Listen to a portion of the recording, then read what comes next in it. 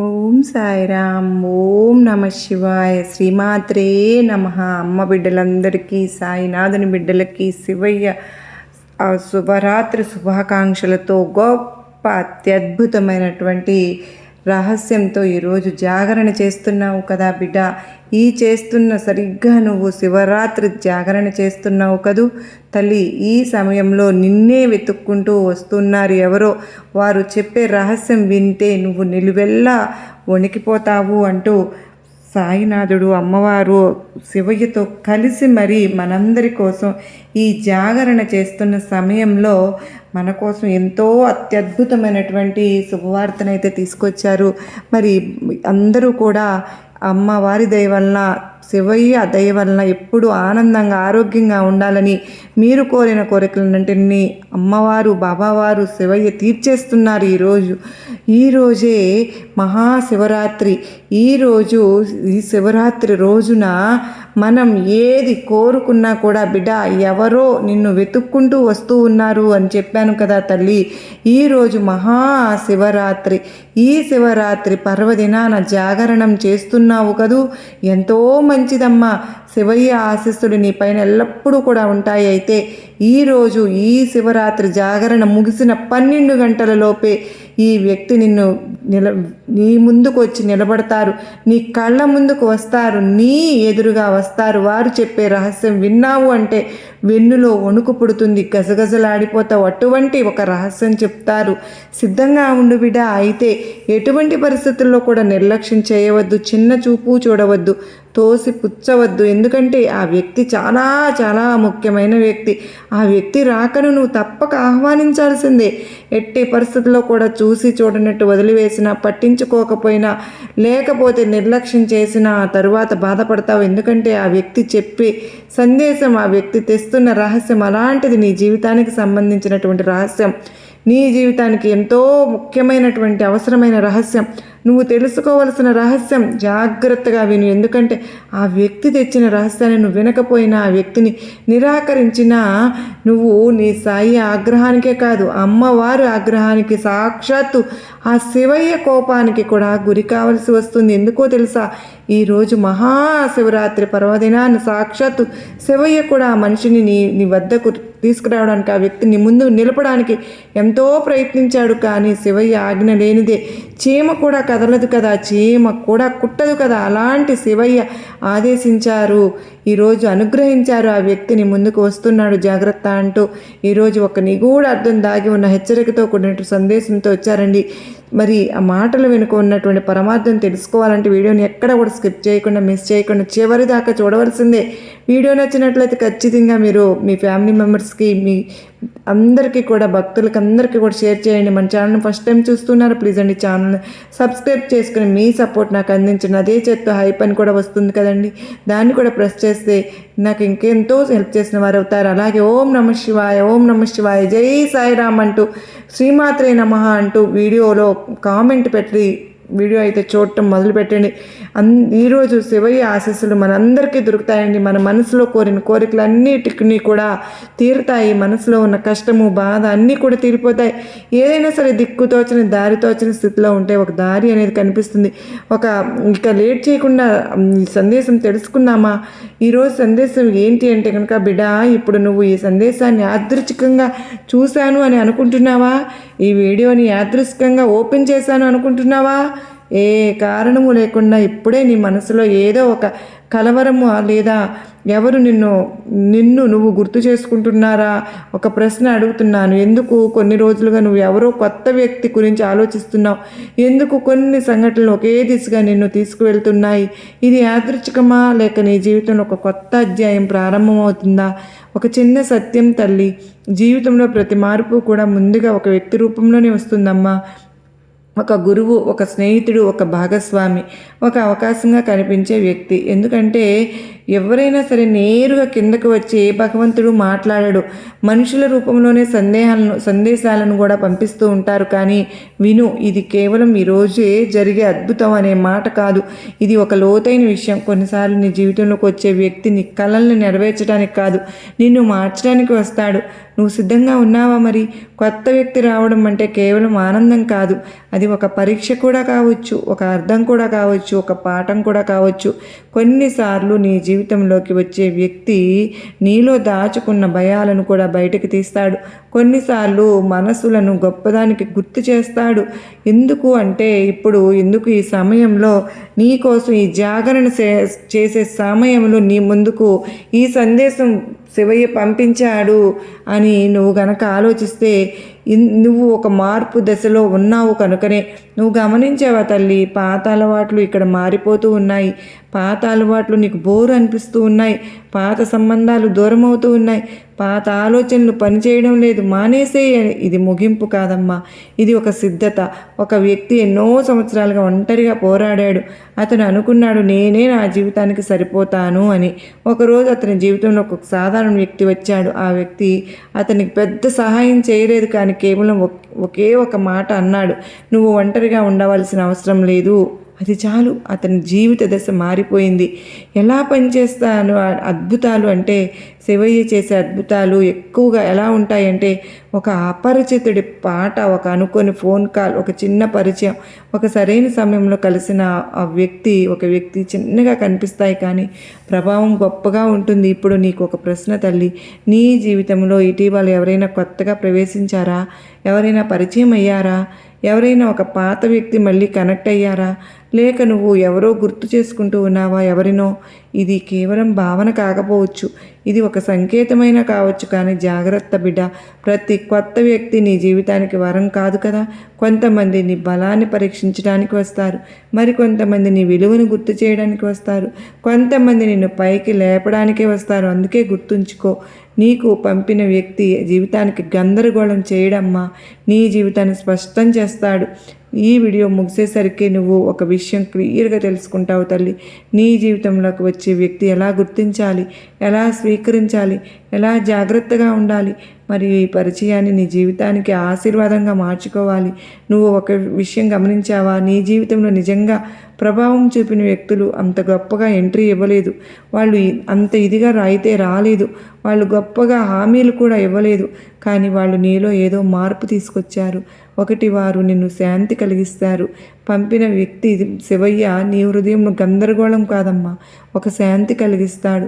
వాళ్ళతో మాట్లాడిన తర్వాత నీ మనసు బరువుగా కాకుండా తేలికగా అనిపిస్తుంది, హాయిగా అనిపిస్తుంది, గుండెల్లో భారం తీరినట్లు కూడా అనిపిస్తుంది. వాళ్ళు నీకు ఇలా అనిపించి ఉండొచ్చు, నేను అర్థమవుతాను. ఇక రెండు, వారు నీ బలాన్ని కూడా గుర్తు చేస్తారు. అందరూ కూడా నీ బలహీనత చూపించవచ్చునేమో, కానీ శివయ్య పంపించిన వ్యక్తి నీ బలాన్ని గుర్తు చేస్తాడు. నువ్వు అనుమానపడినప్పుడు వాళ్ళు చెప్తారు, నువ్వు ఇది చేయగలవు, చెయ్యి అని. ఇది కేవలం మాట కాదు, వాళ్ళకు నిజంగా నమ్మకం ఉంది, నీ మీద నీకు లేదు. ఇక మూడవ వారు నిన్ను మార్చాలనే ప్రయత్నించరు. చాలామంది నీ జీవితంలోకి వచ్చి నిన్ను మార్చాలని చూస్తారు, కానీ నీకు శివయ్య పంపిన వ్యక్తి నిన్ను అంగీకరిస్తాడు. అతను నీ లోపాలను కూడా చూస్తాడు, కానీ వాటిని దూషించడు, నిందించడు. అతను ఇలా చెప్తాడు, నువ్వు ఇలాగే విలువైన వాడివి. ఇక నాలుగవ వారు నీ ఎదుగుదలను కారణమవుతారు. ఈ శివయ్య పంపిన వ్యక్తి నీకు ఆధారపడేలాగా చేయడు, నీపై నువ్వు నిలబడేలాగా చేస్తాడు. వాళ్ళతో పరిచయమైన తర్వాత నీ ఆలోచనలు పెరిగిపోతాయి, నీ లక్ష్యాలు స్పష్టమవుతాయి, నీ దిశ స్పష్టమవుతుంది. 5, ఇది టైమింగ్ చాలా ప్రత్యేకంగా ఉంటుంది. ఎందుకు ఆ వ్యక్తి ఇప్పుడే వచ్చాడు అని ఆలోచిస్తున్నావు కదా, అది కూడా ఆ సమయంలో ఎందుకు వచ్చాడు అమ్మ దుర్గమ్మ అన్న సందేహం నీ మనసులో రేగింది కదూ. ఎందుకు 5 ఏళ్ల క్రితం? ఎందుకంటే ఇప్పుడే నువ్వు సిద్ధంగా ఉన్నావు కనుకనే. కొన్నిసార్లు నువ్వు జీవితంలో ఒక వ్యక్తి రావడం అంటే నీ సిద్ధతకు ఒక గుర్తింపు, ఒక నిజం. విను, సాయి పంపిన వ్యక్తి ఎప్పుడు నీకు సంతోషం మాత్రమే ఇవ్వడు. కొన్నిసార్లు అతను నీకు ఒక కఠినమైన సత్యం చెప్తాడు. అది వినడానికి ఎంతో కష్టంగా అనిపిస్తుంది, కఠినంగా అనిపిస్తుంది, కానీ ఇదే సత్యం చెప్తాడు. అది వినడానికి కనీసం, కానీ అది ఎలా అవసరం అంటే ఈ 3 ప్రశ్నలు కూడా నువ్వు అడుగు. వాళ్ళతో మాట్లాడిన తర్వాత నేను మెరుగుపడుతున్నానా, వాళ్ళు నా విలువను గౌరవిస్తున్నారా, వాళ్ళు నా జీవితంలో స్పష్టత చూపిస్తున్నారా, ఈ 3ంటికి అవును అని అనిపిస్తే కనుక అది ఒక సంకేతం కావచ్చు. కానీ జాగ్రత్త, కొన్నిసార్లు నీవు భావోద్వేగం నీకు నిజం కంటే ముందుగా పరిగెడుతూ ఉంది. గుర్తుపెట్టుకో, ఆకర్షణ ఆశీర్వాదం కాదు, ఆసక్తి దివ్య సంకేతము కాదు. ఇక్కడ అవసరం నిజమైన సంబంధం, కాదు తల్లి, సాయి పంపిన వ్యక్తి నీ ఖాళీని నింపడానికి కాదమ్మా రాడు, నీ సంపూర్ణతను పెంచడానికే వస్తాడు. ఒక అమ్మాయి ఎన్నో సంబంధాల్లో విఫలం అయిపోయింది. ఆమె అనుకుంది నాకు ఇంకా సరైన వ్యక్తి ఎప్పుడూ రాడు, ఎప్పుడు దొరకడు, సరైన సంబంధం రాదు అని. ఒక ఆలోచన. ఆమె ఒక వ్యక్తిని కలిసింది. అతను ఆమెను ప్రభావితం చేయడానికి ప్రయత్నించలేదు. అతను కేవలం ఆమె మాట విన్నాడు. ఆమె జీవితంలో మొదటిసారి తను పూర్తిగా అర్థం చేసుకున్నట్లు అనిపించింది. అది ప్రేమ కంటే ముందుగా ఒక గౌరవం. అక్కడే ఆమె జీవితం మారడం ప్రారంభమైంది. నువ్వు నిజంగా సిద్ధంగా ఉన్నావా? ఎందుకంటే కొన్నిసార్లు దుర్గమ్మ పంపినప్పుడు నీ భయాలతో ఆ వ్యక్తిని దూరం చేసుకుంటూ ఉంటావు. ఇప్పుడు చెప్తాను విను. సాయి పంపిన వ్యక్తిని ఎలా స్వీకరించాలి, ఎలా భాగోద్వేగ తప్పులు చేయకుండా ఉండాలి, ఎప్పుడు దూరంగా ఉండాలి, మరి ఈ పరిచయాన్ని నీ జీవితానికి ఆశీర్వాదంగా ఎలా మార్చుకోవాలి. కొన్నిసార్లు నీ జీవితంలోకి ఆశీర్వాదం వస్తుంది, కానీ నువ్వు భయాలు దాన్ని బయటకు నిలిపేస్తున్నాయి. నీలో ఉన్న భయాలు దాన్ని బయటనే నిలిపేస్తున్నాయి. లోపలికి రానివ్వు. నీకు తెలుసా, చాలామంది తమ జీవితంలో వచ్చిన గొప్ప వ్యక్తిని తప్పుగా అర్థం చేసుకుని దూరం చేసుకున్నారు. అందుకే ఇప్పుడు విను, జాగ్రత్త పడు. ఇది చాలా ముఖ్యమైన భాగం తల్లి. ఒకటి, తొందరపడకూడదు. కొత్త వ్యక్తి వచ్చాడని వెంటనే అతనిపై అన్ని ఆశలు పెట్టుకోవద్దు. మీరిన నమ్మకం పెట్టుకోనవద్దు. సాయి పంపిన సంబంధం పరుగు పెట్టదు, ఆగుతుంది, అది పెరుగుతుంది నెమ్మదిగా, నమ్మకంతో, సహజంగా. ఇక 2, నీ గతాన్ని ప్రస్తుతంపై వెయ్యొద్దు. గతంలో ఎవరైనా నిన్ను బాధ పెట్టారా, అది కొత్త వ్యక్తి మీద ప్రతిబింబం చూపేలా చేయొద్దు. ఎందుకంటే గతంలో ఇలా జరిగింది, ఈ వ్యక్తి కూడా ఇలా నేనేమో అని సందేహపడకు. ప్రతి వ్యక్తి కొత్త అధ్యాయం. పాత గాయాలతో కొత్త ఆశీర్వాదాన్ని చూడలేరు. ఇక 3, నీ విలువను తగ్గించవద్దు. కొన్నిసార్లు నీకు విలువైన వ్యక్తి వచ్చినప్పుడు నీకే అనుమానం వస్తుంది. నువ్వే అనుమానపడతావు, నేను దీన్ని అర్హులని కాదా అని. అది ఒక పెద్ద తప్పు అని నీకు తెలుసా? నీ జీవితంలోకి వచ్చిన మంచి వ్యక్తి నీ విలువను గుర్తించే వస్తాడు. ఇక 4వ విషయం, మాట్లాడడం నేర్చుకో. సాయి పంపిన వ్యక్తి మనసును చదవలేడు. నీ భావాలు, నీ అంచనాలు, నీ భయాలు స్పష్టంగా చెప్పు. నీ సంబంధం నిలవాలంటే స్పష్టత అవసరం కదా. ఇక 5, గుర్తుపెట్టుకో తల్లి, ఇది పరీక్ష కూడా కావచ్చు. ప్రతి మంచి వ్యక్తి కూడా ఎప్పుడు నీకు సుఖమే ఇవ్వడు. కొన్నిసార్లు అతను నీకు ఎదగాల్సిన అవసరం గుర్తు చేస్తూ ఉంటాడు, నిన్ను సవాలు చేస్తూ ఉంటాడు, నీ సౌకర్యపు జోన్ నుంచి బయటకు తీసుకొస్తాడు. అది శిక్ష కాదు, అది శిక్షణ. ఎప్పుడు జాగ్రత్తగా ఉండాలి. ఇది చాలా ముఖ్యమైన విషయం. సాయి పంపిన వ్యక్తి ఇక్కడ నీ గౌరవాన్ని తగ్గించడు. 2, నీ స్వేచ్ఛను కట్టిపడివేయడు. 3, నీ కళను చిన్న చూపు చూడడు. ఇలా చేస్తే అది ఆశీర్వాదం కాదు, అది ఒక పాఠం, ఒక లోతైన నిజం. కొన్నిసార్లు సాయి వ్యక్తిని పంపుతాడు నీ జీవితంలో ఉండడానికి కాదమ్మా, నీ జీవితాన్ని మార్చి తర్వాత ముందుకు సాగడానికి. అది కూడా ఆశీర్వాదమే. ఎందుకంటే అతను నీకు ఒక పాఠం ఇచ్చే వెళ్తాడు. ఉదాహరణకు, ఒక యువకుడు ఎప్పుడు తనపై నమ్మకం లేకుండా జీవించేవాడు. ఒకరోజు ఒక సాధారణ గురువు అతని జీవితంలోకి వచ్చాడు. ఆ గురువు అతన్ని పెద్దగా ఏమీ ఇవ్వలేదు. కేవలం ఒక వాక్యం అన్నాడు, నీ భయాన్ని గౌరవించకు, నీ సామర్థ్యాన్ని గౌరవించు. ఆ వాక్యం అతని జీవితాన్నే మార్చేసింది తెలుసా. చిన్న మాట. ఆ గురువు ఎప్పటికీ అతనితో ఉండలేదు, కానీ ఆ ప్రభావం మాత్రం జీవితాంతం నిలిచిపోయింది. అలా ఉంటుందమ్మా సాయి, దుర్గమ్మ పంపిన వ్యక్తుల చమత్కారం. నువ్వు ఇప్పుడు చేయవలసింది ఏంటో తెలుసా తల్లి? హృదయం తెరువు, కానీ వివేకం ఉంచు. తొందర పడుకో, నీ విలువను గుర్తుపెట్టుకో. ప్రతి పరిచయాన్ని గమనించు. ఒక శక్తివంతమైన ప్రశ్న, నీ జీవితంలోకి వచ్చే వ్యక్తి నీ శాంతిని పెంచుతున్నాడా లేక నీ గందరగోళాన్నా? ఇది తెలుసుకుంటే నీకు సమాధానం దొరుకుతుంది. ఇప్పుడు చెప్తాను విను.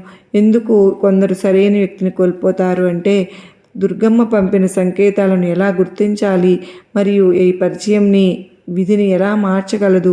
ఇది వినడం కొంచెం కఠినంగా ఉండవచ్చు తల్లి, కానీ నిజం ఏంటో తెలుసా? ప్రతి ఆశీర్వాదము కూడా శాశ్వతంగా ఉండదు. కొన్నిసార్లు నీ జీవితంలోకి వచ్చిన గొప్ప వ్యక్తిని నువ్వే కోల్పోతావు. ఎందుకు అని అంటే, అర్థం చేసుకుంటే నీ భవిష్యత్తు మారిపోతుంది. 1, నువ్వు సిద్ధంగా లేకపోవడం. కొన్నిసార్లు దుర్గమ్మ పంపిన వ్యక్తిని పంపుతున్నాడు, కానీ నువ్వు ఇంకా నీ గాయాల్లోనే చిక్కుకుని ఉంటున్నావు, నీ బాధల్లోనే చిక్కుకుని ఉంటున్నావు. నీ గత బాధలు, నీ భయాలు, నీ అనుమానాలు, వాటితో అవి నీ ముందు నిలబడినప్పుడు ఆశీర్వాదాన్ని చూడలేవు. వాటిలోనే మునిగి తేలుతూ ఉంటారు. ఆ బాధల్లో, భయాల్లో, అనుమానాల్లో మనసు ఆలోచనలు అక్కడే కొట్టుమిట్టాడుతూ ఉంటాయి. కనుక సాయి దుర్గమ్మ పంపిన వ్యక్తిని నువ్వు గుర్తించలేక కోల్పోయావు. ఇక 2 అహంకారం కూడా చాలా నిశ్శబ్దంగా పనిచేస్తూ ఉంటుంది తల్లి. నేనే సరైన వాడిని, నాకు ఎవరి అవసరము లేదు, అతనే లేదా ఆమెనే మారాలి, అంటే నేను సరిగ్గా ఉన్న ఎదుటి వ్యక్తికి మారాలి, ఆ వ్యక్తి మారాలి, నా తప్పేమీ లేదు అన్న అహంకారం ఉంటుంది చూడు, చాలా దెబ్బతీసేస్తుంది తల్లి. అలా అనుకుంటున్నప్పుడు నీకు వచ్చిన మంచి వ్యక్తిని నువ్వే దూరం చేసేసుకుంటావు. 3 అసహనం. దుర్గమ్మ పంపిన సంబంధం నెమ్మదిగా ఎదుగుతుంది, కానీ నువ్వు వెంటనే తక్షణం ఫలితం కోరుకుంటావు.